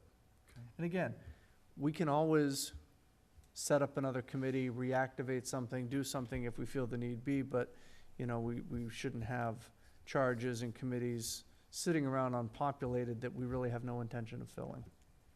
Any other discussion on that one? All right, so with that, just to keep things moving, I will make a motion to dissolve the St. Mark's Golf Course Master Plan Committee, Town Property Review Committee, and Transportation Task Force. Second. Moved, seconded. Any other discussion? All those in favor? Aye. Aye. Passes unanimously. All right. Items C and D, and with the board's permission, I would like to combine items C and D so we can take action on the table in a combined fashion. I had originally requested that this be set up separately because of the manner with which I needed to act.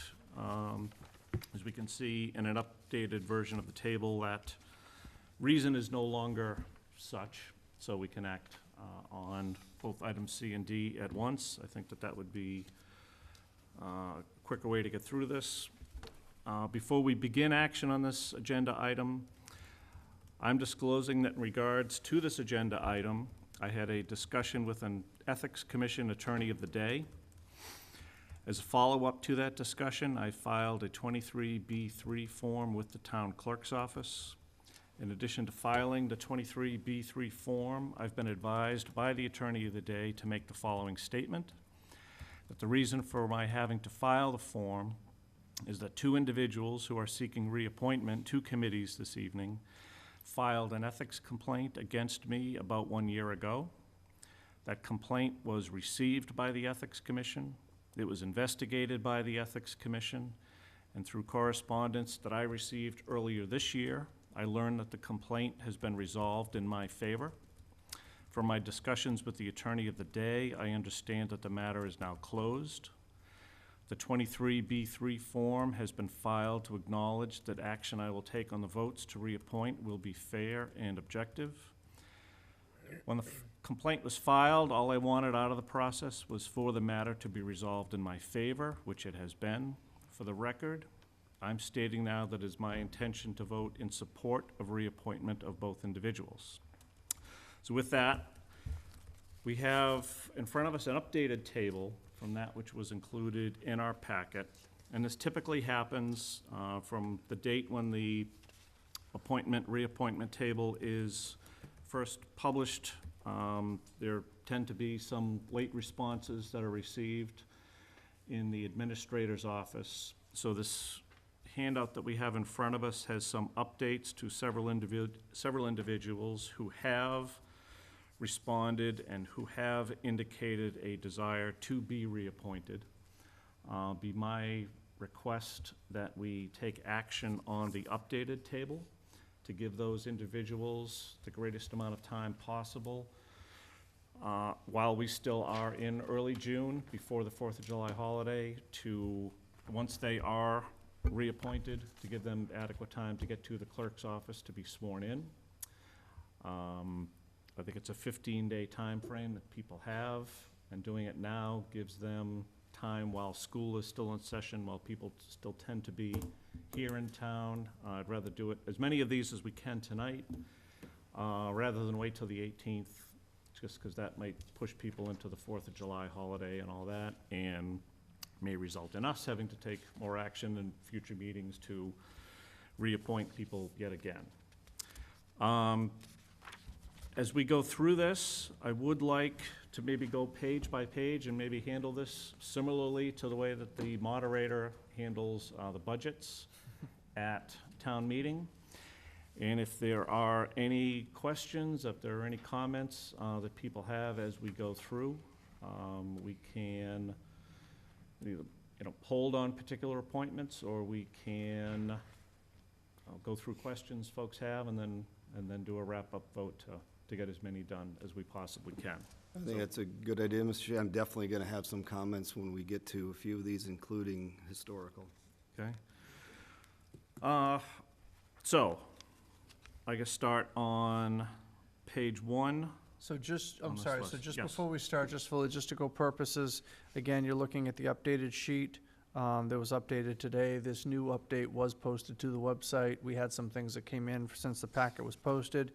Was it sent out to us today as well? It was sent out today. It By was, you? it was also put right in front of you. 6/4 dated.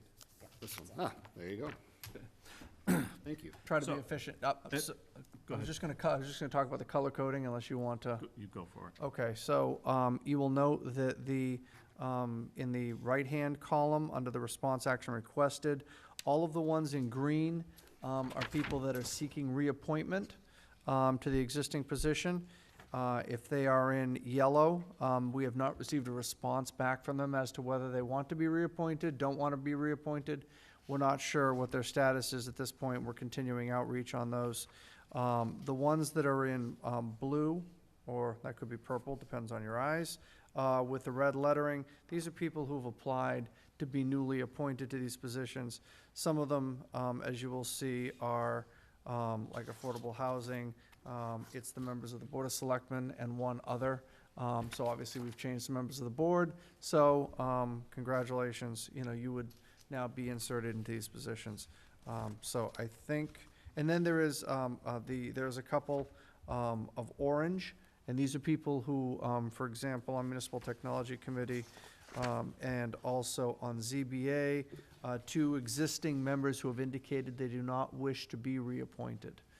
So that's an indication that effective June 30, we will now have vacancies on those committees, but I believe the board can discuss this as you get to them. And just for Mr. Stivers and Mr. Healy, our board does have a policy in place where for new appointments, in our discretion, we can request that those individuals come and meet with us prior to appointment if we're not familiar with who those people are, or if there happens to be more people applying for the number of vacancies that exist. It gives us the opportunity to have discussions with each of those people.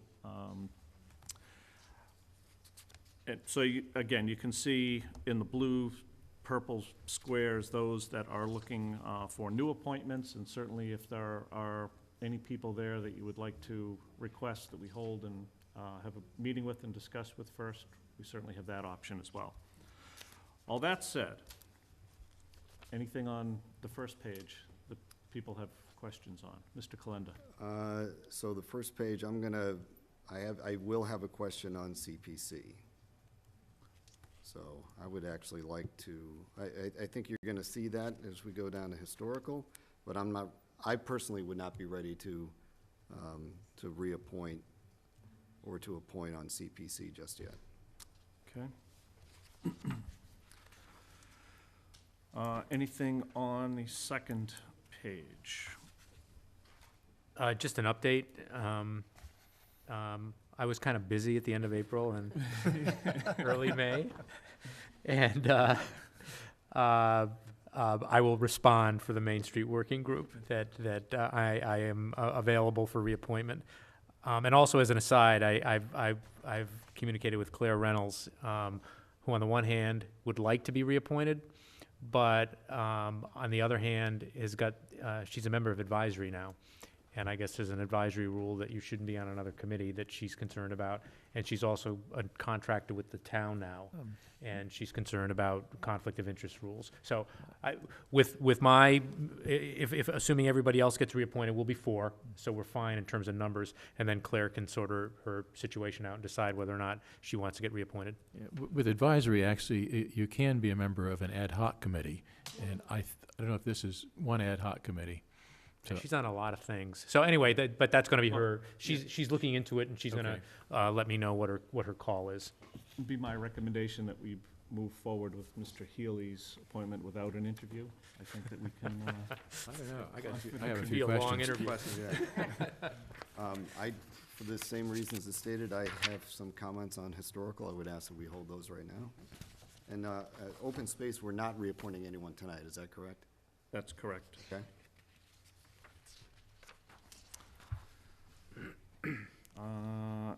Any comments on the third page? I will just comment favorably that I know Tom Marcoolier well, and he would be a terrific new appointment to that Agree. committee. I agree. I know he's already involved in other committees. and ShopC. He's on ShopC Yeah, as well, and He'd be terrific. I think he would be excellent as well. And lastly, anything on the fourth page? I would like to hold ZBA. And I'll just make a similar statement as to Tom Beaumont for the Taxation Aid Committee. I think he would be a terrific addition to any committee, and particularly to that one. Agreed. Agreed. All right, so then with the exception of CPC, Historical Commission, and ZBA, is there a motion to approve the appointments and reappointments as presented in the 6/4/19 updated chart? So moved. Second? Moved and seconded, all those in favor? Aye. Aye. All right. CPC, So how do we I'm want going to to? go just in a reverse order, only on, the reason ZBA, so my, at least recent practice has been, there are a few boards, commissions that are appointed that do have significant authority. Not that they all don't, and, but there's some that have, an increased amount of authority, and I find those within ZBA, historical now with the new demolition delay bylaw. Open space has historically had some, significant impact for, with residents and, so but we don't have anyone actually on open space that we're talking about. But that was another one that I always like to interview the applicant to see how, what their positions are on things. And then for CPC, in particular, Mr. Hubley, I have some questions regarding I personally have some questions regarding, which I'll get into on historical. So then why don't we start with historical? Okay. Yep. All right. So my challenge, Mr. Shea, is with exactly what you pointed out earlier, that a year ago, members of Historic purposely chose to file, anyone can file an ethics complaint. That's not the issue. The manner in which they purposely chose to file it, and doing it in a public manner. In fact, they even read the complaint into their own commission record, which I was shocked about. They, I believe, also provided copies to blogs, which is one of the most egregious things I have ever seen. And I thought at the time, my suspicion was that it was going to be, that the findings were gonna come back exactly as they did, that there was no violation at all. And I am concerned that board and committee members, the commission members in particular, who chose to personally, to do this in a very public way, I think we need to receive some guidance from council as to what should be done with any member of that commission, including those seeking to be reappointed, regarding whether or not they should continue to serve on that commission, whether or not we should ask that they're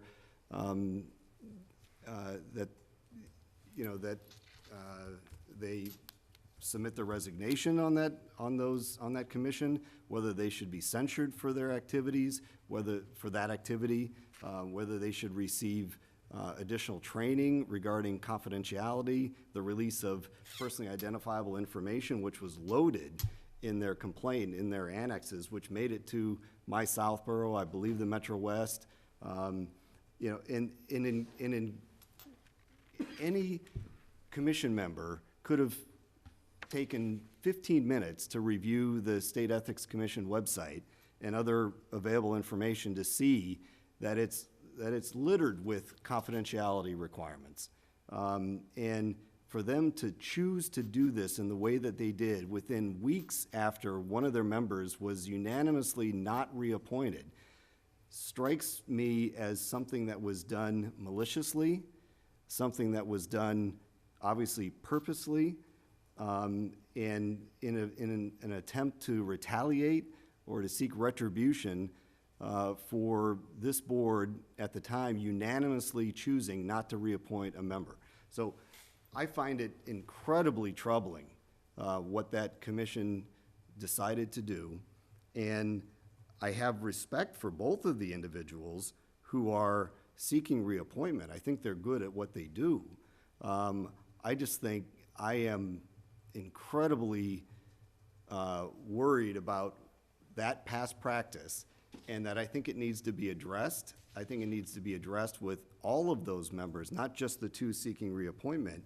I'd like to understand what their mindset was in deciding to do that publicly when it's supposed to be submitted privately to the commission. In fact, the commission receives it in confidence. They maintain it in confidence until such a time that the commission itself then may make a determination that their findings should be public. But the way that they did this, I find unconscionable, and I am not in a position to reappoint members until such time as we, I think as a board, need to take action and to understand what our options are regarding it, and what should happen to ensure that this doesn't happen to other town employees. There's a way to do these things, and there are reasons. There are good, valid reasons when an ethics filing should be made, and the complainant doesn't always know whether or not it's going to be valid or not. That's okay. They can file it. That's okay, by phone, by fax, in-person intake. There's a variety of ways of doing it through the mail, but it should have been done in confidence. And to choose to do this publicly, I find unconscionable, and I'm not ready to act on those reappointments at this time. Ms. Braccio. I would like to add to that as well. I agree with what Mr. Kalenda said, and I'd like to stress again, as Mr. Kalenda started saying, is that anyone as an individual has the right to file an ethics complaint, and I don't think that's the question here. I think the question here is we had a commission that took a vote, and as a commission filed an ethics complaint against a sitting member of the board. I have concern about the path that was followed to get here. I don't recall a discussion coming before this board by the commission with any concerns that they may or may not have had. I think that there's a process that should be followed. I don't think, as in your day job for anybody, not just a volunteer, if you have an issue with somebody on another board, committee, commission, or even your appointing authority, it benefits everyone to sit down and have a conversation and not attack someone's credibility or ethically. So I'm in agreement that I think there needs to be further conversation from me before I would consider this.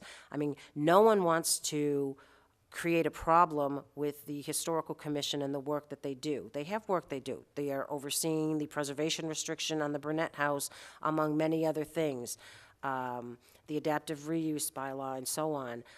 But I think a conversation certainly needs to be had before I would even consider entertaining anything at this point. And that's not to say they shouldn't, won't be, whatever, reappointed, but I think the conversation that should have taken place before this happened should be taking place now. Just my thoughts. Any other comments? Yeah, I obviously was not on this board when those events occurred, so I think there are a couple of separate issues here. Stepping back from it, I will comment that I've actually made it a point to attend Historical Commission meetings since those events occurred, just out of curiosity in terms of understanding what they were doing.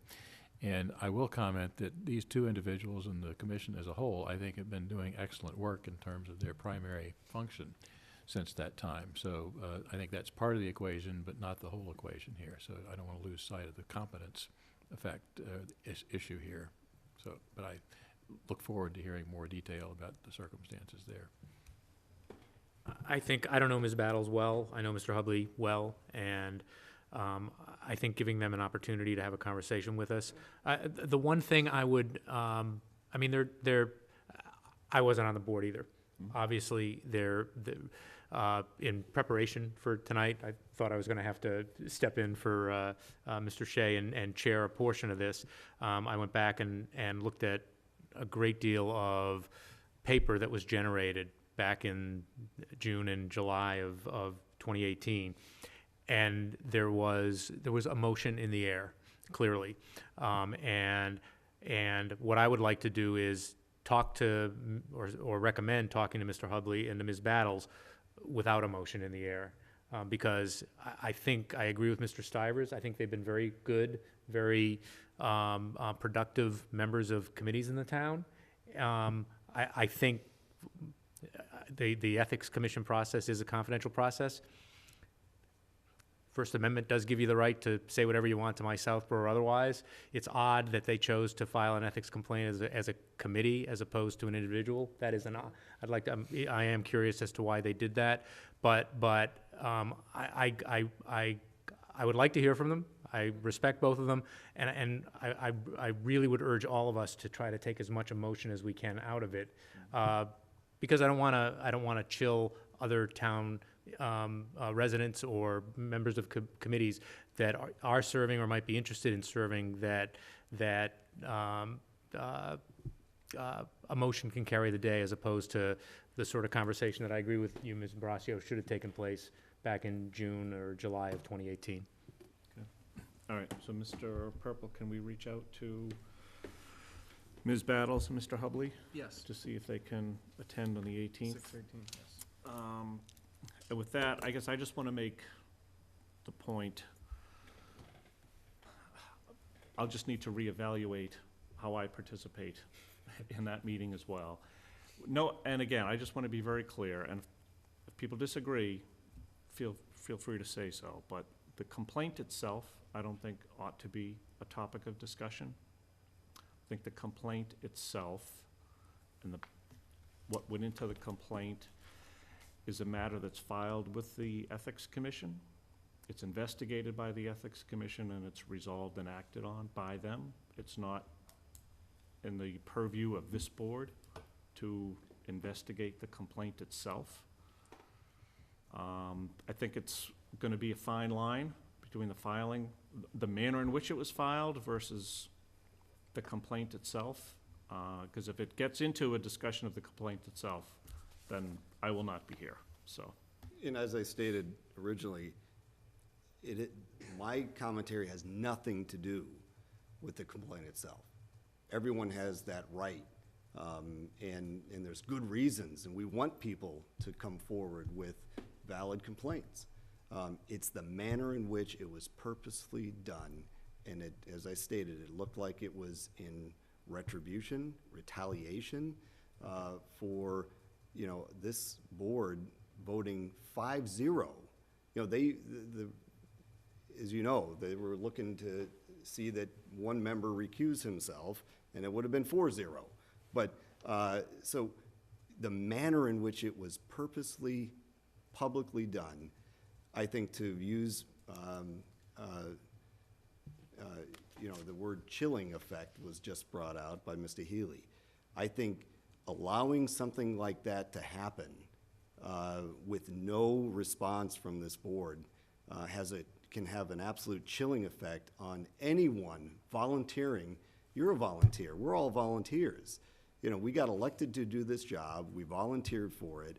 And if someone doesn't like the decision that's made, if it's okay to then try to publicly shame someone and go to a blog and read something into a record and, shortly thereafter, out of, again, what could very well have been emotion, I think could have a chilling effect on anyone looking to, we've got a list of volunteers here. Do they want to be now mindful if they cross the wrong, person, that they're going to have an ethics violation posted to the local blog against them? I think we need to make sure that what happened before is addressed, the manner in which it was done is addressed with those individuals, and then with instruction that, hopefully it will never happen again. Okay. Ms. And if I just may add one more thing on that. This is a process issue for me. I'll use the police and fire department as an example. There is a chain of command that you follow. If you have a problem with the chief, you talk to the chief. You don't go above the chief. And that's my big concern here. It's not emotion. I'm a process person, and everybody on this board knows it. For me, it's the process that we skip some steps here, and we need to find out why. For me, and again, it's not about the complaint itself. It's about how we got to where we got to and the steps that we need to take so our boards and committees know that they can come to us if they have an issue, as well as we need to be very firm that you have an issue, you come here. You shouldn't be going outside of the town's, the town's borders here, if I may, that there's 5 members on this board. There were 5 members on the board at that time. Any one of us could have been accessible if somebody had a big enough issue to have a conversation. And that's my concern. A conversation wasn't had before we got to this point, so there's a problem. And we need to try and find a way to resolve it so going forward, we don't have a problem like this again. So, that's me. Thank you. All right, so we'll reach out to them for the 18th. Can I move forward to Zoning Board of Appeals as well? Again, Mr. Dennington has indicated that he does not wish to be reappointed for his 5-year term. Mr. Robbins has been serving as an alternate member for a couple of years now. I think this board has actually interviewed him on 2 separate occasions as he first expressed interest in serving as an alternate member on the ZBA. It has been, and obviously 2 new members on this board have not had an opportunity yet to meet with him and talk with him. It has been a practice to look towards the alternates as vacancies appear in new 5-year positions. I don't know for sure. I'd say it probably hasn't happened every single time, but and the recent practice has been to consider those who've been alternates for the permanent positions. So we have reached out to Mr. Robbins, and Mr. Robbins has indicated that he is interested in the 5-year position for the ZBA. I know that there already is 1 vacancy on the alternate members. Mr. Nicholson, the chair of the ZBA, has reached out to me a couple of times expressing interest in filling that 1 vacancy that had existed, just so he can be sure that he has adequate members available to act on matters that come before the ZBA. So we now could be, and are in a situation where we have 2 vacancies for that group. So I think that sense of urgency is only heightened. And on a separate matter, I think that we need to advertise on our website, through Twitter, whatever means possible, get the word out that that is a group that does need volunteers to fill vacancies. All that said, is there an interest in considering Mr. Robbins for the 5-year position? Do we want to schedule a meeting with Mr. Robbins? I would like to. I know we have 2 new members who probably, I will let them say if they'd like to interview him, but, you know, from an alternate to a permanent position, you know, 5-year, I definitely would like to interview him for that. Yeah, I agree. I would also. All right. Another suggestion on the reaching out, one of the things that I've seen be effective in other settings is to actually use the town census, which lists occupations for people, to do a sort on that and see, you know, look for zoning, for example, as an occupation to see if anybody pops up. There are a lot of attorneys in town, which is another source of potential candidates, and see if the names that show up on that kind of scan produce ideas that people might have to say, oh yeah, I know that person, and that might be a good person to reach out to be more proactive in this process, because I think there are a lot of folks who have the right skills to be effective on this board, but No, I'm very, very obviously most confident don't. that we have the skill set Yeah. that exists in this town. But It's- It's getting them Yeah, to yeah. understand that there is a vacancy and that Yep. they can be effective and make the two-step forward is what we need to do, so. Yeah, I think that's, I mean, we talked earlier about the planning meeting. That's something that it's always kind of vexed the town that there are incredibly talented people here, and a lot of them do volunteer, but a lot of them, and even friends of mine, sometimes don't volunteer because they didn't grow up in New England, and they don't have really the tradition of serving on committees and things like that. And I think it's worth a discussion at this board level about, are there additional steps we can take, whether it's, you know, trying to, I'm not sure I'm going through the census, Sam, but maybe some other things, ways to identify people through groups and otherwise, and reach out to them. Sometimes, you know, the affirmative act of volunteering is harder than saying yes when you're approached and asked. Correct. Right. Correct.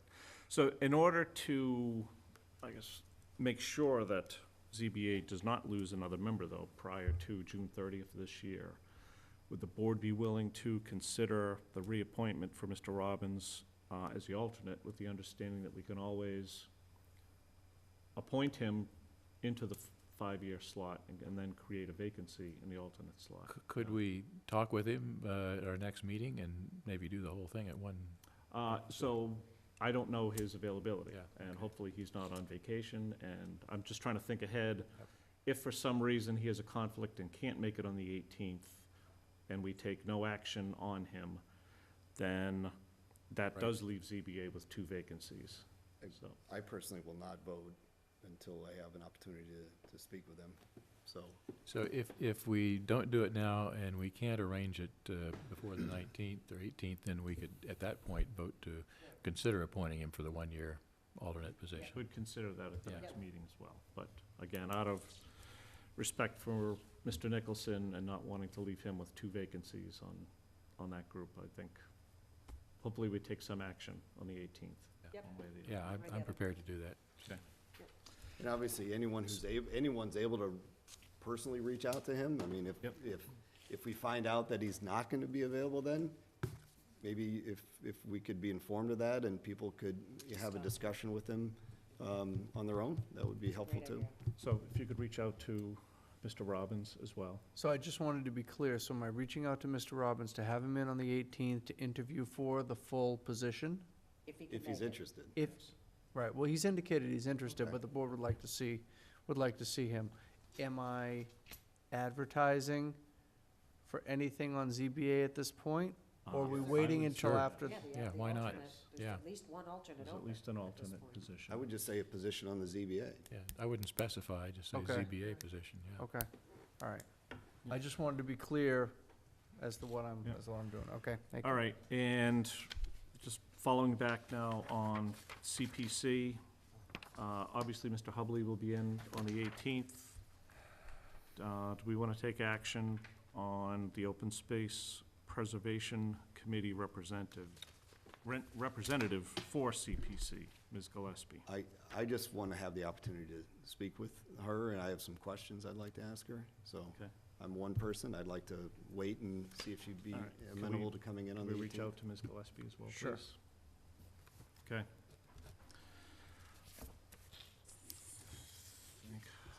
With that, is there a motion to adjourn? So moved. Second. Second. All those in favor? Aye. Aye. We are adjourned. Can I say please instead?